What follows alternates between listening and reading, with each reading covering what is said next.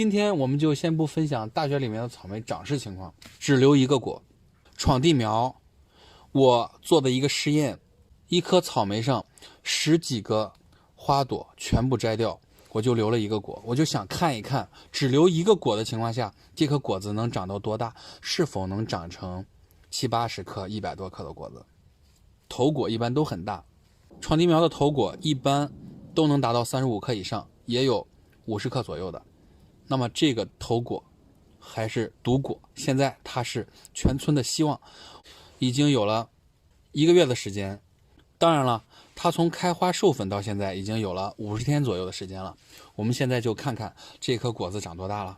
随着镜头移下来，看到吗？这就是独果，全村的希望。这个果子长得也不小啊，也把这个纸袋给撑满了。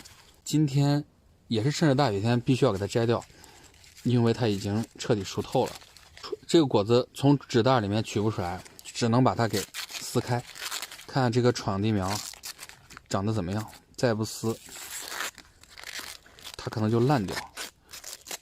是不是彻底红透了？这个果子保守估计一下，应该是超过50克的。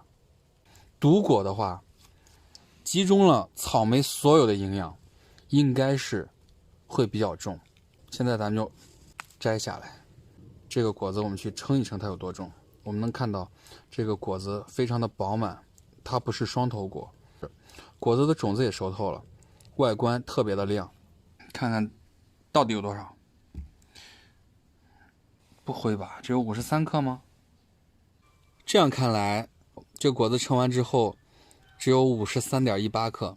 为什么说只有53.18克呢？因为这个闯地苗头果一般都能达到40克左右。我们能看到这个也是头果，当然它也留了其他的果子在这儿。可是这颗草莓我只留了一个果子，刚摘下来的。所以说，就算我们集草莓所有的营养于一颗草莓果子，它也只能长到50多克。这样留一个果子的做法是不太合理的。当然了，这是我第一次这样做实验，以后我还会通过更多的实验，看看草莓留几个果子最合适，和留几个果子能达到都是大果的一个结果。毕竟我想做出来精品的果子，而不是以数量为主。好了，这就是我第一次做的一颗草莓只留一个果子的实验。如果你喜欢草莓，如果你喜欢种草莓，请关注跟草莓死磕到底的手艺人飞宇。今天的视频就到这里。